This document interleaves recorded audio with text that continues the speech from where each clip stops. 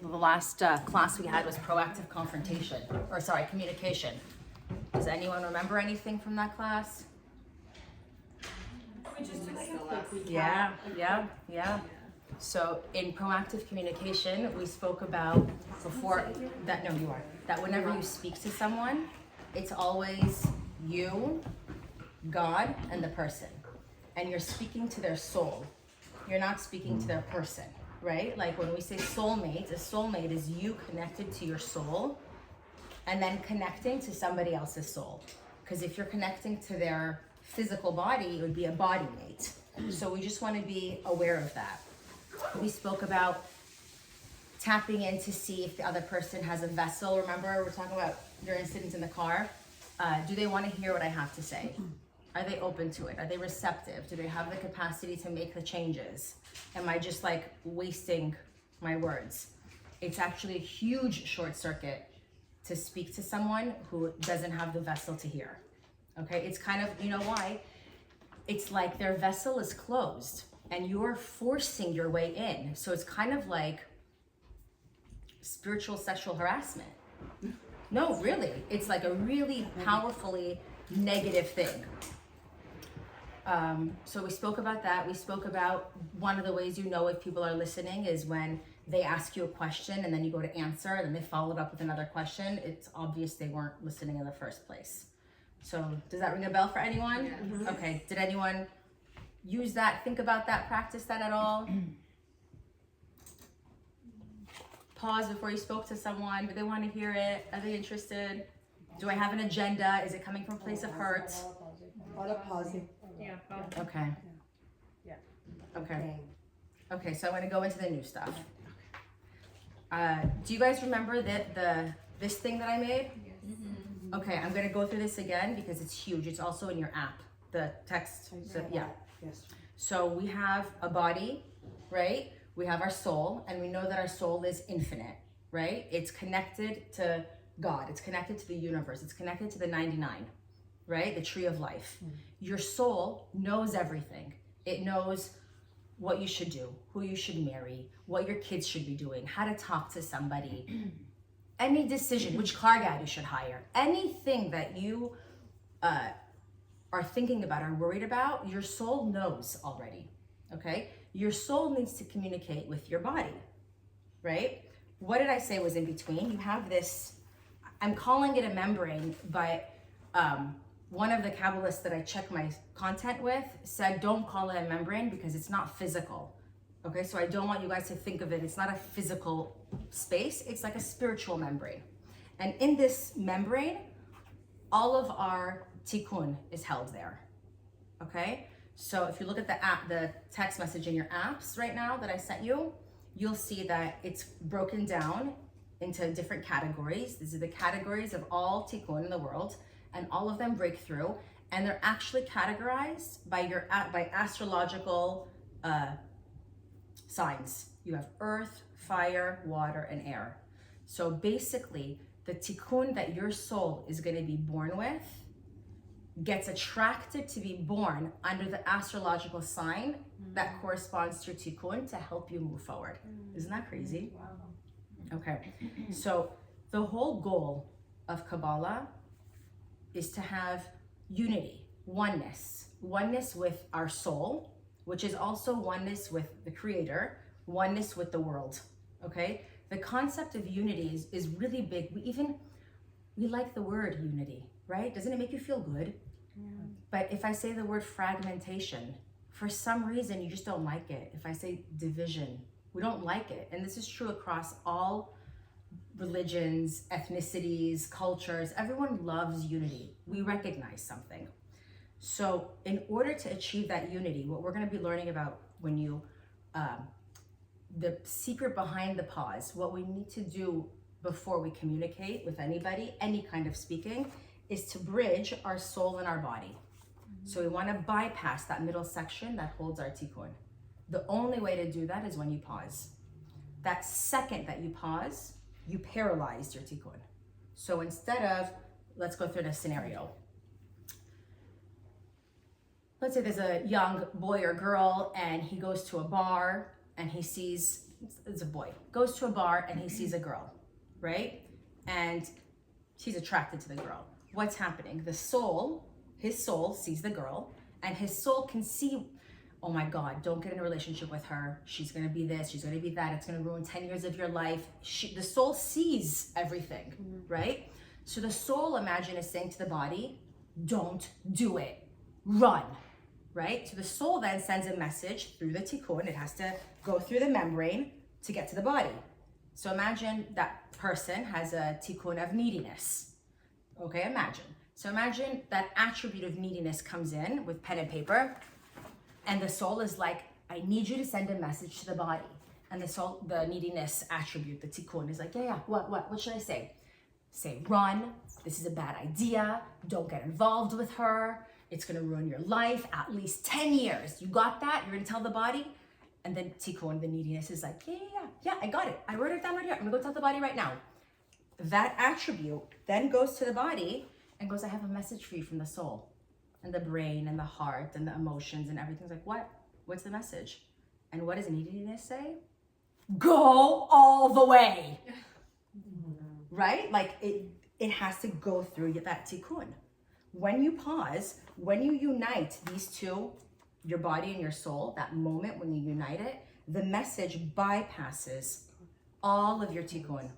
So when you speak with someone and you're not coming from fear, from lack, from all the things that are within us, which we all have, your soul can communicate with their soul. Okay? Your decisions will come from a higher level. Was that? That's great. That was good, everyone? Yeah. Okay? So then imagine we're back at the bar. That guy is now, I'm attracted, I feel chemistry, but what are you feeling? You're feeling body language, right? He goes and buys her a drink. What now happens afterwards? Imagine they get together what happens the next day, the next year?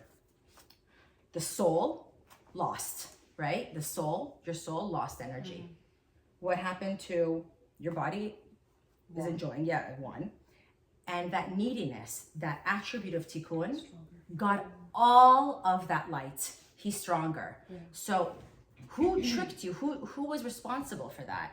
In a way, it's Satan, right? But I'm going to break down Satan now. We're going to go a little more specific. So imagine Satan is like a broker, okay? Or like a mother and has a bunch of kids and he needs to feed his kids. So Satan is getting light to feed greediness, jealousy, loneliness, whatever it is. All those attributes, those negative attributes that are in our tikkun that we have are under the umbrella of Satan. So Satan tries to feed them. So what we need to do is starve Satan's children. Starve the kids. Okay? We're good? Everything makes sense? Okay. So confrontation is similar to communication, but but it's usually when we're upset or when we're bothered by something and we feel the need to engage with someone in some way. Maybe you feel like someone hurt you, or someone is hurting themselves, or someone is doing something and you want to say something to make them change their behavior. Okay? When I'm teaching, when we're all teaching, when we're parenting, when we're talking to our spouses, we're all confronting. So right now that we're doing this class, who am I confronting? All of our Satans, mine included. But we're doing this within the framework of the spiritual rules. So we have circuitry, okay? If we don't follow the spiritual rules, you have a short circuit, energy goes to Satan, your life gets harder. Okay, I said how the soul is eternal, right? And your soul knows everything. So even, I said this last time too, the soul knows so much that 30 days before a soul passes, okay, it knows it's gonna pass. So imagine there's a drunk driver and it killed somebody, okay? We just started, don't worry. That drunk driver who killed the person, you think it's a freak accident, but it's not true. That soul left that body, started leaving that body 30 days beforehand. Two parts of the soul started leaving before 30 days before, okay? So our soul knows everything. What we need to do is we wanna get our body to connect to that knowledge of our soul. Imagine if you knew everything. You had that insight all the time. You had that connectivity. You knew like what choices, what friendships, what relationships, what business opportunities. Imagine, that's huge.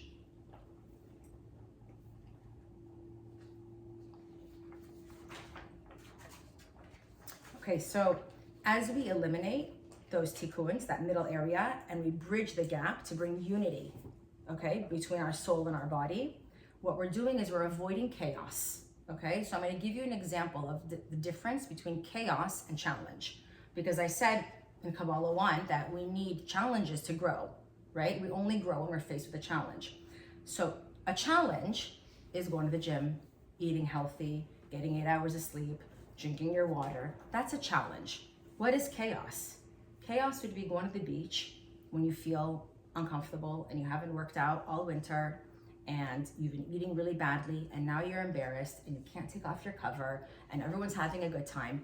That feeling is chaos. That feeling is suffering. Yeah, suffering, okay? Another example. Suffering and chaos is going to the doctor and having the doctor tell you, God forbid, I see something in your lungs, you have to quit smoking. That's suffering, that's chaos. A challenge is you choosing to quit smoking before it ever gets to that point, okay? Our growth has to happen. We're here on earth. If you're not actively looking for ways to grow in your life, it'll come through challenge and hardship, right? Yeah, so we don't need to go through suffering. When you close this gap, it helps you avoid all those unnecessary, like sometimes you lose money in a way and you're like, oh, that was so stupid of me. Or you get into a relationship with someone, maybe not now, maybe as a teenager, and you're like, that was such a dumb relationship. All those things can be avoided. Okay, again, why am I bringing this up in regards to confrontation? Did anyone catch it or should I go through it again? The reason this relates to confrontation is that anytime you're going to speak with someone, you need to freeze that central column that holds your tikkun. You need to freeze that nefesh. The nefesh, we have 5 levels of our soul. The nefesh is the lowest point, the lowest level of your soul, which is the closest to our physicality, and that's where the tikkun is held. Every time you pause for a moment, you froze your tikkun. You froze all those attributes. Does that make sense? Mm-hmm. You didn't eliminate it because that's a lifelong, many lifetimes even process. But in that moment, when you're about to communicate with someone, you can freeze it so that the communication or whatever action you're doing doesn't come from that place. What happens if it does come from that place? You're gonna have chaos. You're gonna have chaos with your communication. It's gonna go wrong. They're not gonna hear you. They're gonna hear it. You could say the right words, okay? But if you're speaking from your tikkun and not from your soul, it's gonna backfire. Okay, so step 1 is to close the space inside of you, okay? Closing the space inside of you by acknowledging your agenda. By agenda, I mean, am I telling that person, am I telling my daughter, okay, something so innocent. I love my daughter. I want the best for my daughter. But when I'm telling her, do your homework before you eat dinner, or do your homework after you eat dinner, or whatever I'm saying, I have an agenda. I do. My agenda is I want it to be good for her, but I have an agenda, okay? So this is it sounds like a positive agenda, but it's still an agenda, right? I have to recognize that. Just recognizing it freezes it for a second and gives that connection from your body to your soul. Okay, so there's a sentence I wrote that I want to read it exactly how I wrote it. So by acknowledging your agenda, you neutralize it temporarily. It helps you become more true to yourself so that you don't pass the negativity to the other person and cause a short circuit. Okay, if you own the agenda that's involved, the light will flow. Did that make sense, or do you want me to go into that a little bit more? Say it one more time. Okay, yeah. Just acknowledging that you have an agenda freezes it. So it's not like you have to eliminate, like let's say, listen, we do feel that our children represent us, or if they're happy and successful, we're happy, right? They're not ours. We're just their caretakers. We're just here to, like a daycare system, to make sure they're managed correctly. But we don't feel that. So when we tell them something, we do feel invested.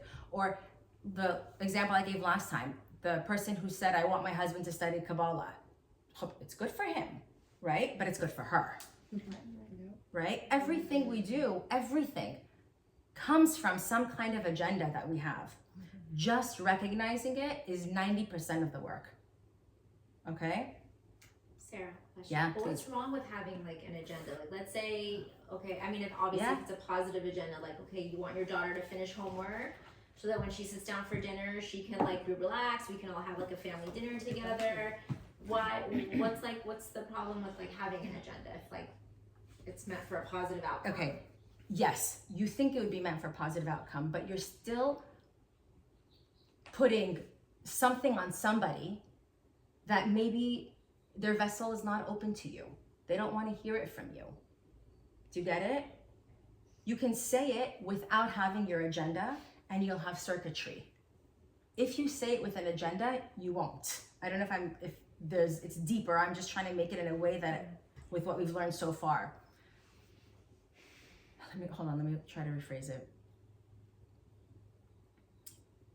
It's like the sexual harassment.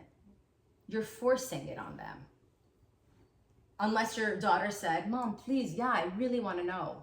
Please tell me. So Right? it's different than guiding.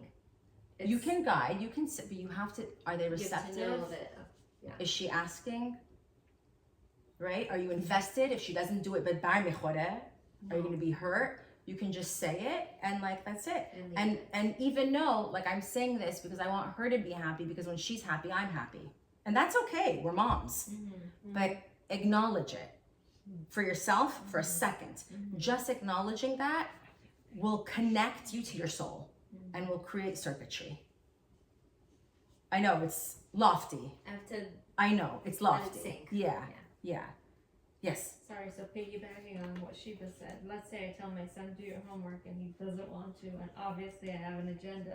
You just try not to say it for future. I kind of. I'm gonna get to that. I'm gonna say, yeah, that's my next thing. Okay, so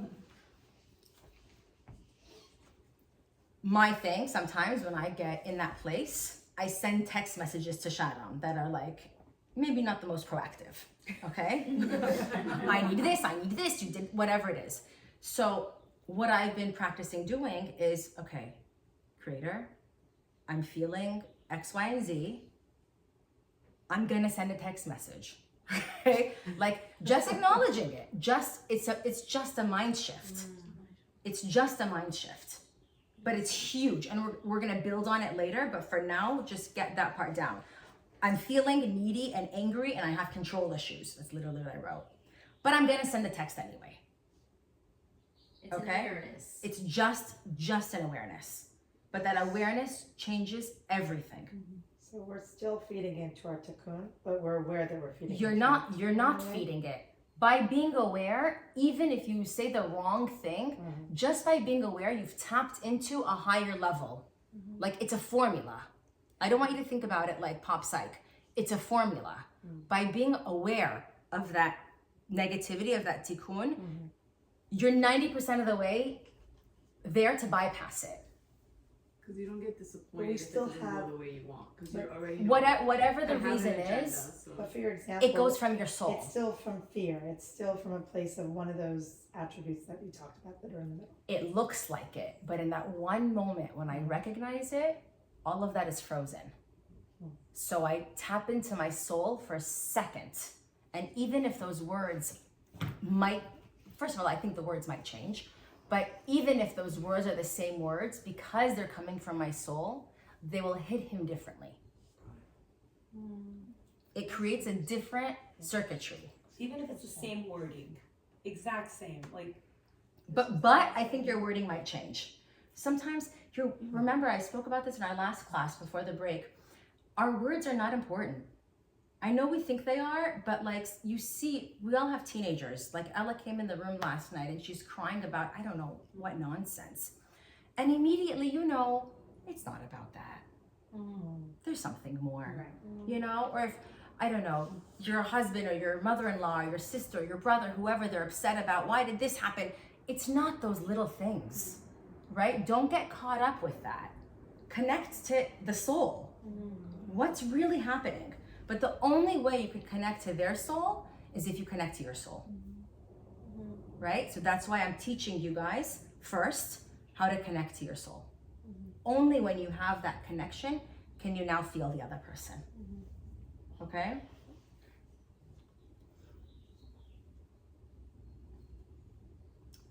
So when you're saying something to your daughter, even though it's good for them, we kind of do want to control them. We do. Like, I know it's better for you to do your homework before dinner. And there's an element of control, right? There's an element of whatever the word is. Just recognize it. You could still say the same thing. Just recognize, it's hard for me to let go. It's going to be better for everyone, but there's an aspect of control going on for me. Please do your homework to yourself. And then you say, do your homework before dinner. It's just a mind shift. Good? Okay. So after you've done part one, okay, which is closing the gap within you, which is why is it bothering me? What's my agenda before you speak? Number two is feeling and acknowledging the other person. So this is before you confront someone. So the first thing, what is that thing that bothers me? You felt it. Do I have an agenda? What's the tikkun going on with it? What's going on with me? Now you're looking to the other person. You cannot feel the other person if you didn't do part one. Okay? Because what's going to happen? If I don't do part one and figure out why it's bothering me and I'm trying to feel them, I'm not going to feel them. I'm going to be feeling my tikkun. I'm going to be feeling my anger, my resentment, my hurt, right? Or whatever it is that you're feeling. So feeling and acknowledging the other person. Is this person ready and open to hear what I have to say? Does the Creator even want me to say it? Is this the right time? Are you the one to speak? And if not, I said, if you're not the one to do the speaking, or if they're not open, it's bread of shame, and you collect negativity. Both of you collect negativity. Okay. So, okay, we're good with that? There's a TV show. Has anyone seen The Act? Oh, yeah. There's a movie. I don't know, a movie, TV show. I can't remember. It was a long time ago that I saw it. But there was a mom. Yeah, it's the movie. Yeah, and the mom had a daughter, and she convinced herself that the daughter is sick. Okay, and that her daughter's legs don't work, and that the daughter is sick and needs a feeding tube, and the girl was fine. Wait, how did you get a name? It's a movie. It's a movie. It starts with like an M or something? No, it was called The Act, but it's a movie. It's a true story. Yeah. She wanted to make money off of the insurance. I don't remember that part, but what I do remember. Yeah. What I do remember was this mom from her. Name or something? What's it called? Oh, Or something like that. You told me about it. I don't remember the insurance part. I remember the mom being so needy, like She would wanted, get attention. because she got attention. She wanted the daughter to only want and need her. She didn't let the daughter have friends. She put feeding tubes in the girl. She would pick her up from a wheelchair and put her like the girl could walk. The girl had no issues. She'd shake her head. She think about it. This is an extreme situation, but her tikkun of neediness was so strong that she was able to convince herself and the daughter that the daughter's sick. So she thought in her twisted mind that she's giving. I'm sacrificing for my daughter. But what was she really doing? She was taking. She was just taking and feeding her neediness. Okay, so that's an extreme example. Is that a true story? Yeah. I have to figure out what the name was. The Act. No, it's called Act. It's a movie, The Act. But what's the name of the sickness that I don't remember the insurance part. It was money. I don't remember that. She wanted to use the daughter as a money thing. So she. I think it was attention. Whatever it was greed. Whatever the tikkun was, that tikkun was so strong that it overrode. Okay, so this is something that I had to work through. I'm not a confrontational person, okay? And I was like, I'm happy not telling the other person who hurt me, you hurt me. I'll just get over it, right? Why is that a problem? Okay, what else? Take it a step further. Yeah, you do. You harvest that. But what if I tell myself, I'll just get over that? Like, whatever. Screw them. I'll get over it. It's gonna come back to you again because you didn't solve it. What if I don't talk to them, I don't confront them, and I just solve it in my head? Come back with someone else. Okay, let me tell you now another layer now that we've learned this. We said how unity is so important, right? If I don't talk to the other person, what I'm doing is I'm causing separation, right? The whole purpose of the life that we're in is to have that unity within ourselves, within other people, and with God. It's all one. It's all their soul, your soul, my soul, God. It's one, right? It's a chat. And it goes back to, that's where the energy flows. So I was giving this off to Shalom last night, and he pointed something out that's really important. Everyone knows the first line of the Shema, right? Say it. Yeah, God is the Lord and God is one.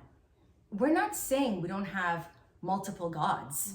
We're saying everything is God and everything is one. It's unity.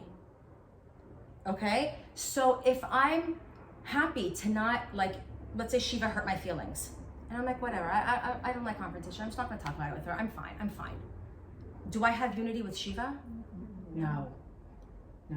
So I'm gonna talk to Shiva, not because it's good to talk, not because I'm venting, but because I'm drawing close and I'm bridging the gap.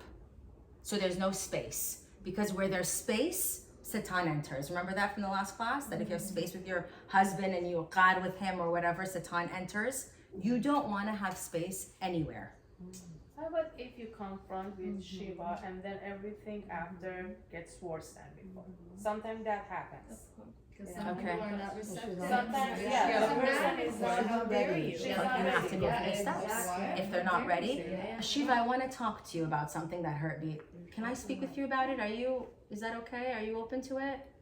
Maybe she says yes, but You she have to doesn't feel know. it. Oh, You have to feel it. But Sarah, the fact That's that you your did it, does Feel it it. create more Yes. unity? Just the Even fact that your you effort, because intentionally- you're coming close, you're bridging a A lot gap. of people don't like it. If she wants to maintain a gap, okay, let's say she comes back to me and goes, whatever, whatever she, and I don't think she ever would. But do you know what that is? Now she has a gap in her life. Me family, like imagine, the way I'm gonna visualize it is, imagine there's like a middle point. Man, madame, all the way to that middle point. Yeah. So my gap is closed.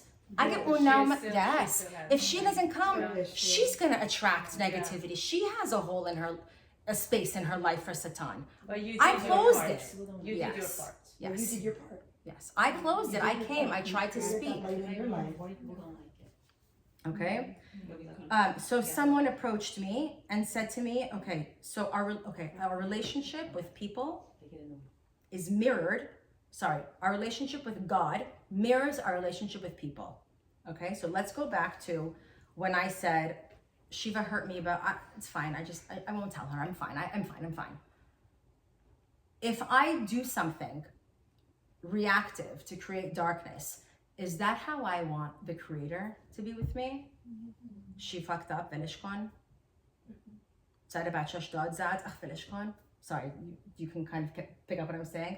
We don't want God to turn our backs to us. We don't want the light to shine away from us. We want the light facing us and saying, I get it. It was a mistake. You're human. Try again. So the way your relationship is with other humans will mirror how the light interacts with you. You want to flow. You want blessings to always flow. You don't want to shut that off. Okay?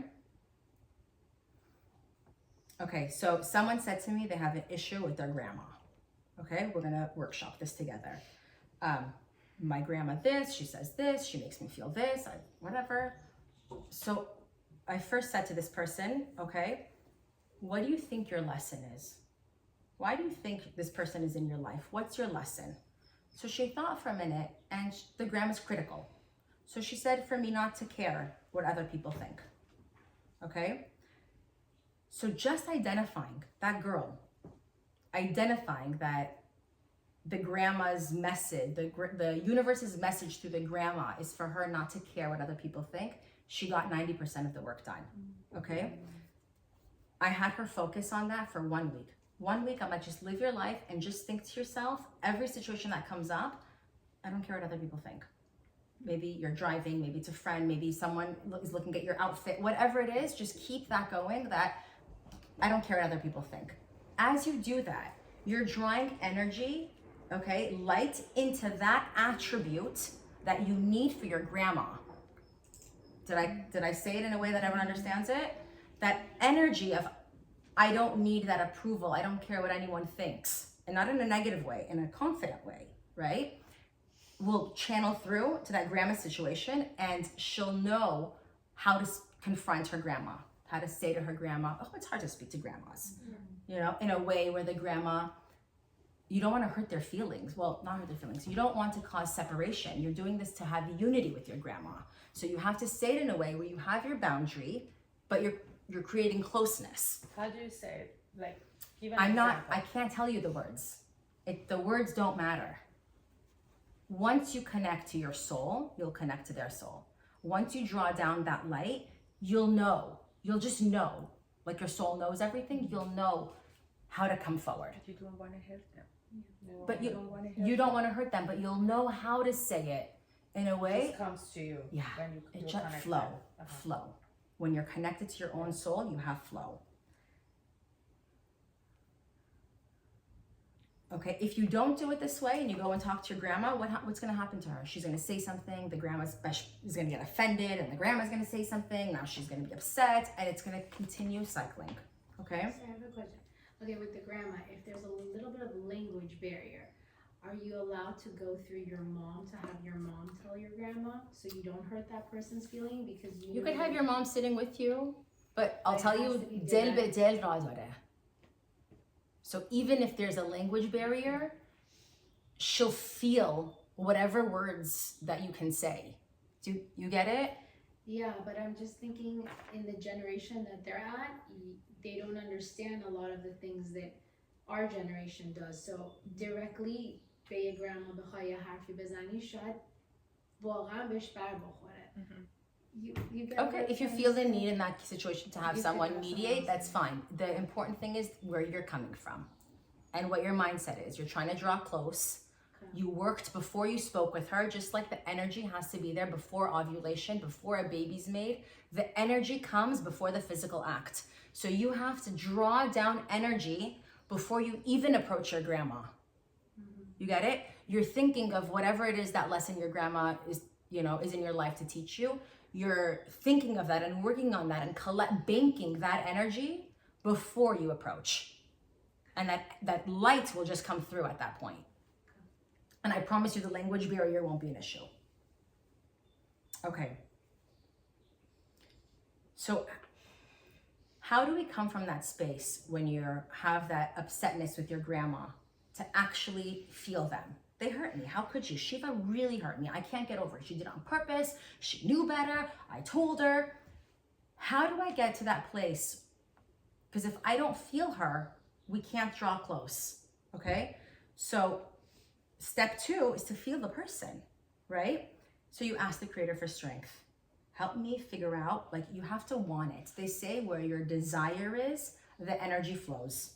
Okay? So have you ever met people, like, I remember people in high school or in college, they would study for A's, right? You would look at them and you would know this person, he can taste the success in his mouth. He's gonna get all A's. He's gonna be something, whatever. And then there's some of us who would study for a B, right? I wanted the A, but I didn't put the work in for the A. You understand what I'm saying? Where your desire is, the energy will flow. So if I desire to understand why Shiva hurt my feelings in my mind on purpose, I will begin to understand what happens. Not only can I understand her and feel her before I could communicate to draw close, I take that out of me. To hold on to that hurt is a cancer. Okay? It really is. You have to think about it like that. If you're holding on to that pain, God forbid you're holding on to a cancer, you'll do anything to get rid of it, right? You'll do anything. So do it. Okay? So I wrote here, as if your life depends on closing the gap. Okay? Try to feel them, understand them. Call a friend. Okay? And instead of saying, can you believe what Shiva did? Say, can you help me understand why Shiva would do this? And really be open to it. If you don't, okay, so if you don't close the space fast, you kind of, you're creating an opening for Satan. I'll get into more of that later. I'll build on that later. But for now, just know you're creating an opening for Satan. And it's not about right or wrong. It doesn't matter if Shiva was right, if she was wrong. It doesn't matter. What matters? Connect to the light. That's all that matters. And there's two options in every situation. There's light and there's darkness. You're pregnant or you're not pregnant. There's no kind of. Okay?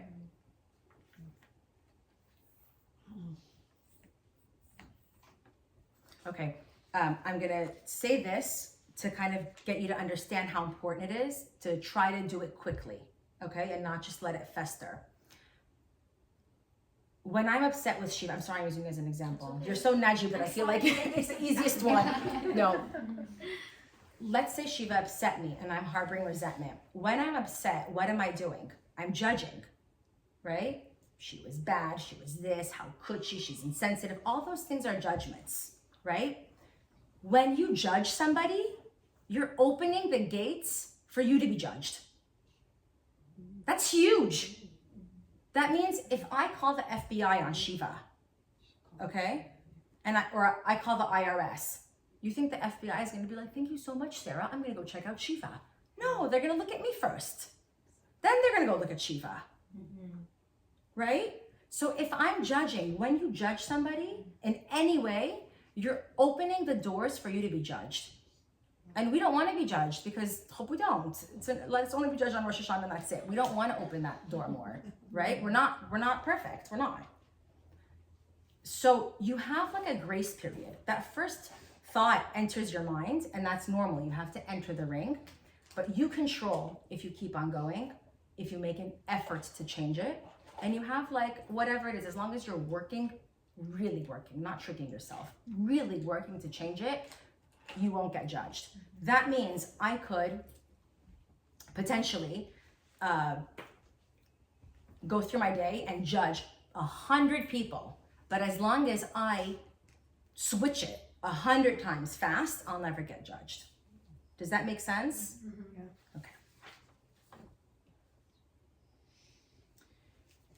Okay, so I'm trying to close the space. I feel tension, but it's so hard to let go, right? This is an example someone said. So I said to them, just to workshop it, you have to have the desire to close the space. Where desire goes, energy goes, and the tension is like a cancer. So we got that. Whatever you want to happen will happen. Okay, why don't people want to let go of the hate? We know some people where they kind of like, they don't, maybe it's your older generation or something. They don't want to let go. They want to hold on to, but in 2012, she did this to me. What are they getting out of it? You're getting a lot of energy from holding on to hatred. You really are. But it's like drugs, right? Where does all that energy go to? Satan. So when you have that resentment, that tension, that hatred, right? All you're doing every second is you're feeding Satan. What happens now? You have chaos. Satan gets stronger. Your next challenge is worse. It's harder. Yeah. So Sarah, I think the part that I get stuck on is, okay, you try, you attempt to close that thing, and when the other person is not receptive, then, okay, so you have to, obviously you can't force it, you can't talk to someone without the vessel. Yeah. So then where does that leave you? Because you still hold on to that, You work to let go of you it. know, but You how work. do you let go when nothing's resolved? Ask the Creator for help. Help me let go of it. Help me the teacher was saying, and I know this is very advanced Kabbalah, but he was saying that every bite of food he eats, because food has energy, everything has energy, he'll be like, with the energy of the watermelon, consciously, help me remove the tension that I'm feeling. Like, I'm not on that level, but we could all try. You know what I mean? You That's work just to get letting there. go, right? It's- But doesn't that go back to you just saying, okay, I'm just gonna let it go? You're not trying dealing to with draw. it, You're though. trying. As long as you have that door open, and you went to why is it in my movie? What bothers me? What's triggering me? Do I feel disrespected? Is it my ego? What am I feeling? Okay, that's 90% of it. The next one is, let me go talk to the other person. Let me talk to Shiva. And if Shiva's like, no, I'm sorry, I left that open, and then the rest of it is my work. Right. Because Shiva could come back and be like, no, I'm sorry. You're this, you're that. You're wrong, I'm right. You know, not everyone is going to come back and be like, yes, I love you. Right. You have to not be expectant on an outcome. You have to be okay, even if they don't respond the way you'd want them to respond. Right, so then the relationships where you have to just keep that distance, or And that's you okay. just learn, It's like, okay. you know what, duriya dusti, But- whatever. Yes, so So- duriya dusti, you could, but without tension. You let go. Doesn't matter what they do. Like, Right, you've move seen on. those people who they forgive the murder of their child, Yeah. Yeah. right? They forgive the rapist, Oh, right? The rapist never said sorry. The murderer never said sorry. I got the chills. But they did work. But do you think that's forgiveness though? I think you're understanding where they came from. Do you remember the other class I said that we'll go back. Remember step 2 was feel the other person? Right. If we had the same exact genetic makeup as Hitler, we looked like him. We were raised in his house. We had his parents. We breathed his air. We lived in his life. We would have done the same thing. I know it's crazy. But it's a thing of, I'm not saying it's right, but that's empathy. People can only do the best. Are you okay? Yeah. People can only do the best with the situation and tools they have. They can't do better than the tools that they have. It's their shortcomings. Not only that, you have to know that if you were in their exact situation, you'd probably do the same thing. I know Pega watches these psychopath murder people. It's smart because it helps you understand and develop empathy, right? Because you're watching someone and you're like, he killed children? I would never do that. And then you watch their life and you're like, well, maybe if I grew up abused like that and I had parents like that and I was locked up in a closet like that, I might have been triggered to do that. Nature or nurture?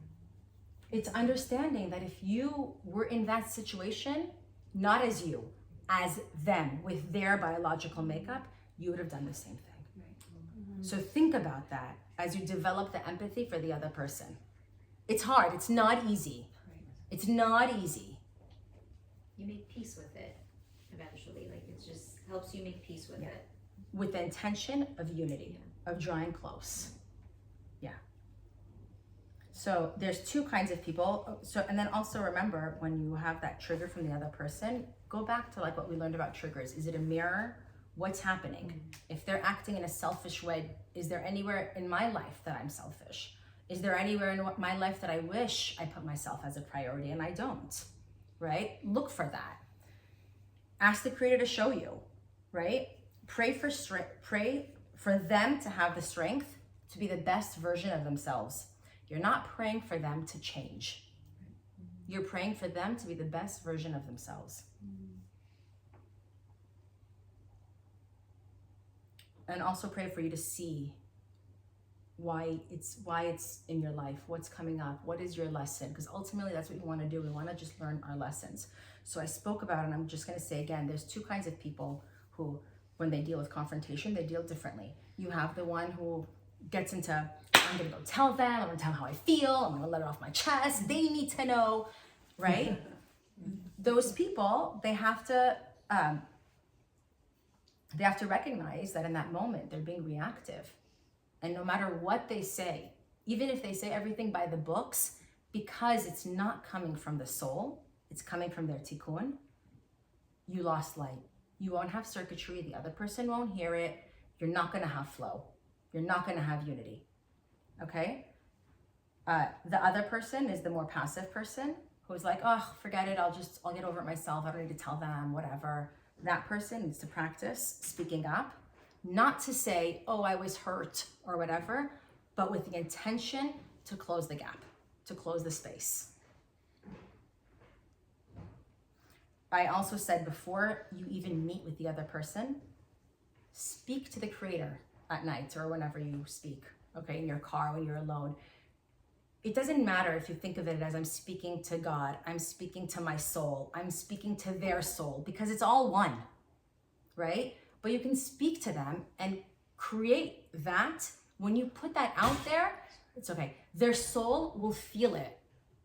They really will. Their soul will feel it. And then when you approach them, you'll just have, I don't want to say a leg up, but like a softening. Okay. How are we? Are we good? I have I don't know how you guys are on time. Do you want to stop here? If you. Or do you want to go for another 10 minutes? 10 minutes. 10 minutes? Okay. Please take one and hand it down. I'll give it to the other side. I have a... Okay, I'll get it. Follow along with you guys. Okay, can I get 3 volunteers to read? Okay. Can you read the first part and step 1? Okay.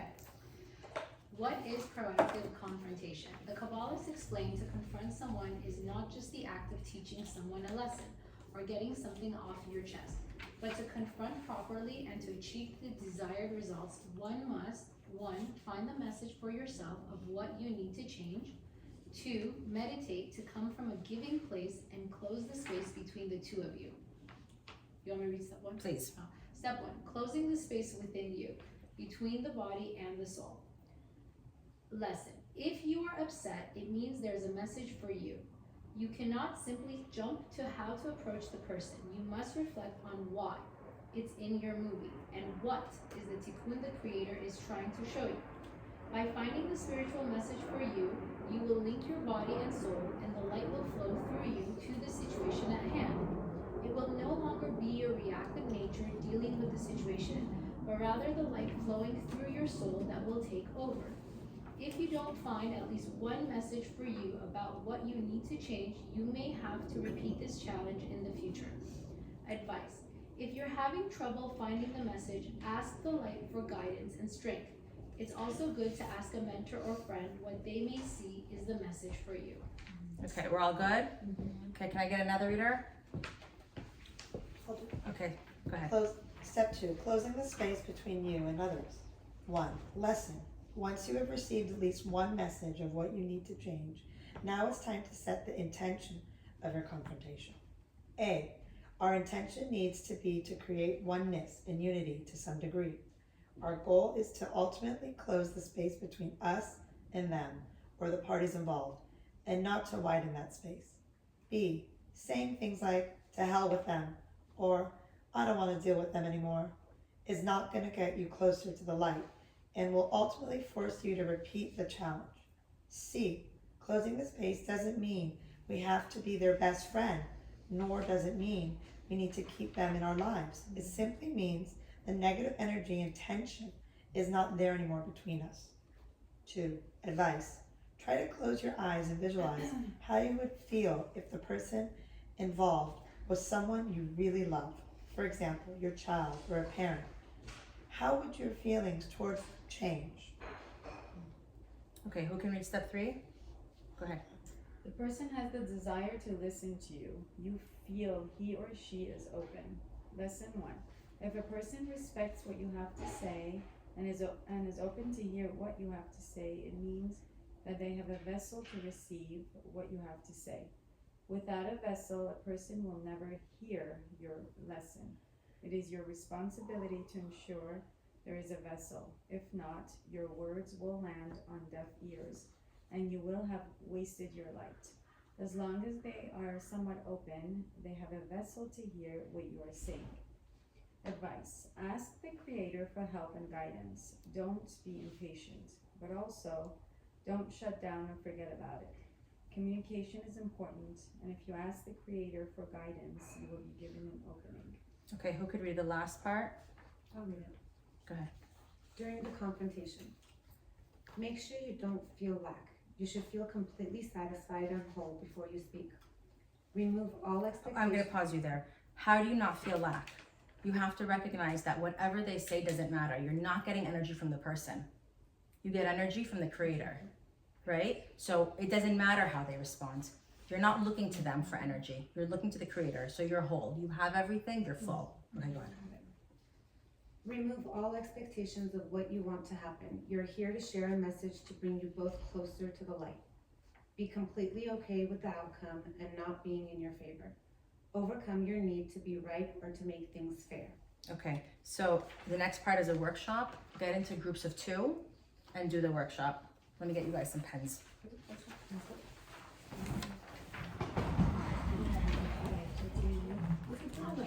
Yeah.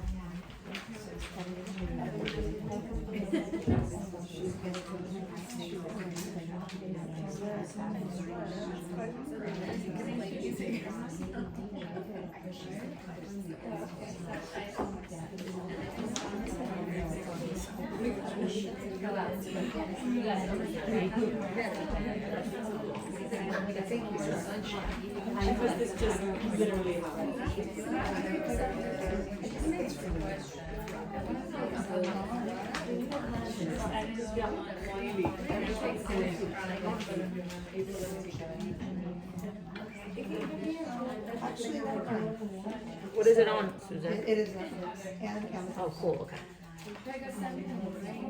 I will. There was a really good documentary that I watched.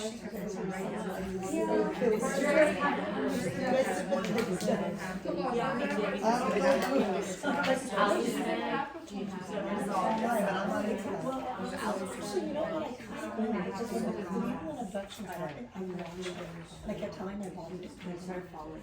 There's something in me that wanted to watch it.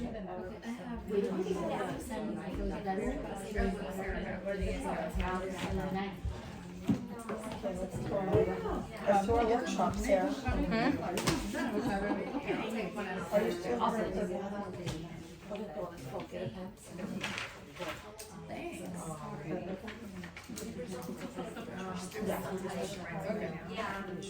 If you can't finish the same way, that's a situation. Are you going on? We don't have to wait. Okay. Make a story. Have the thing. You don't have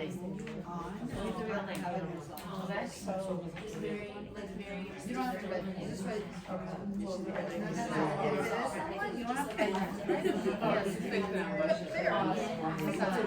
Wait.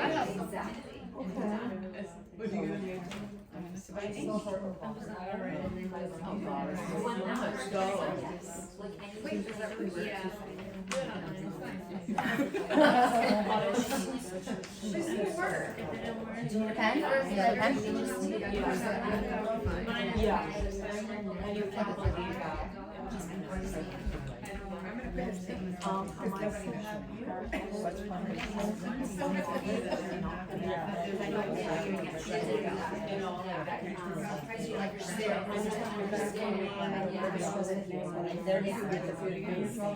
Have you understood at least one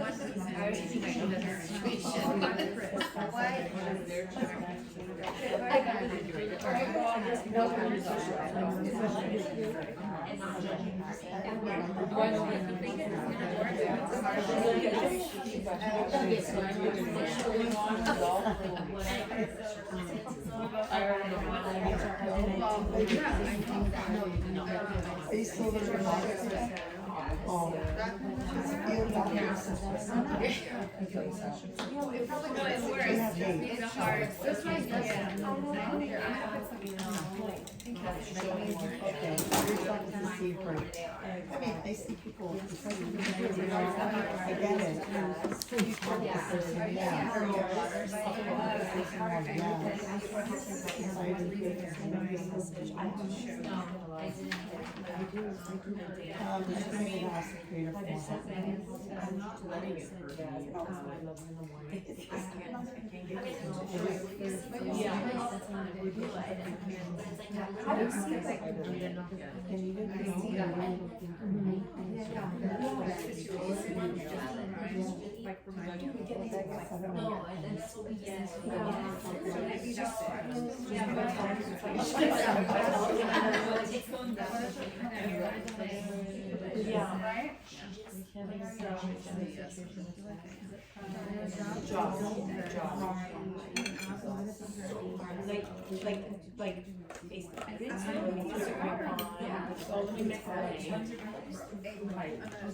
I'm listening.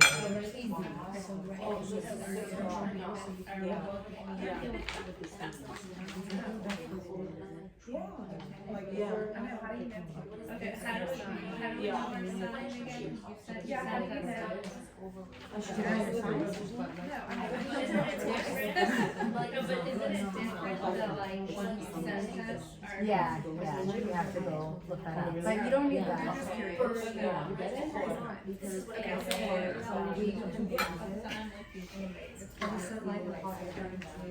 Does that make sense? But it